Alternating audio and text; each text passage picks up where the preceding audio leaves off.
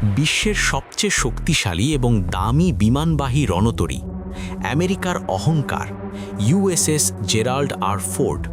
কিন্তু এই বিশালাকার লৌহদানব কি এখন কেবলই একটি ভাসমান কফিন?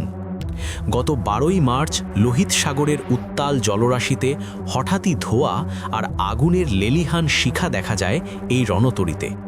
পেন্টাগন দাবি করছে আগুন লেগেছে জাহাজের লন্ড্রি রুমে। বিশ্বাস করা কঠিন, তাই না?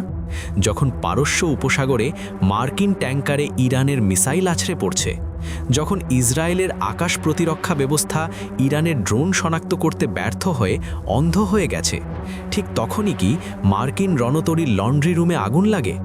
নাকি আমেরিকা বিশ্ববাসীর কাছে তাদের চরম পরাজয়ের খবর লুকাতে এক নির্লজ্জ মিথ্যাচারের আশ্রয় নিচ্ছে?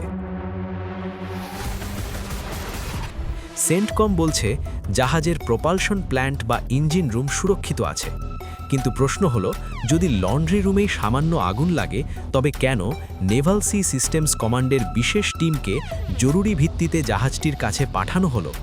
কেন 2 জন নৌসেনাকে জীবন মৃত্যুর সন্ধিক্ষণে হাসপাতালে ভর্তি হতে হলো? সত্যটা সম্ভবত অনেক বেশি ভয়ঙ্কর। সামরিক বিশ্লেষকরা বলছেন, লোহিত সাগরে সৌদি আরবের আল ওয়াজ উপকূলে থাকা এই রণতরীটি আসলে কোনো গোপন ড্রোন বা সাবমেরিন হামলার শিকার হয়েছে। কিন্তু সেই সত্য স্বীকার করা মানেই হলো মার্কিন শ্রেষ্ঠত্বের কফিনে শেষ পেরেক ঠুকে দেওয়া। তাই লন্ড্রি রুমের আগুনের গাল গল্প সাজিয়ে নিজেদের মান বাঁচানোর চেষ্টা করছে ওয়াশিংটন। আমেরিকা যখন আগুন লুকানোর চেষ্টা করছে, ইরান তখন বুক ফুলিয়ে প্রতিশোধের কথা বলছে। পারস্য উপসাগরে বুধবার রাতে বিপ্লবী গার্ড বা আইআরজিসির অভিযানে মার্কিন মালিকানাধীন তেলবাহী ট্যাঙ্কারে সরাসরি আঘাত হেনেছে বিস্ফোরক বোঝাই ইরানি বোট।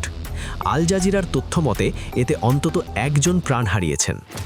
ইরান কেবল হামলা করেই ক্ষান্ত হয়নি, সেই বিধ্বংসী হামলার ভিডিও প্রকাশ করে ওয়াশিংটনকে স্পষ্ট বার্তা দিয়েছে, পারস্য উপসাগরে এখন আর আমেরিকার দাদাগিরি চলবে না।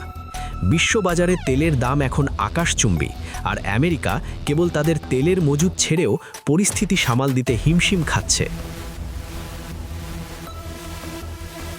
প্রতিশোধের এই আগুন কেবল সাগরে সীমাবদ্ধ নেই, খোদ ইসরায়েলের ভেতরে ঢুকে পড়েছে ইরানি ধ্বংসলীলা।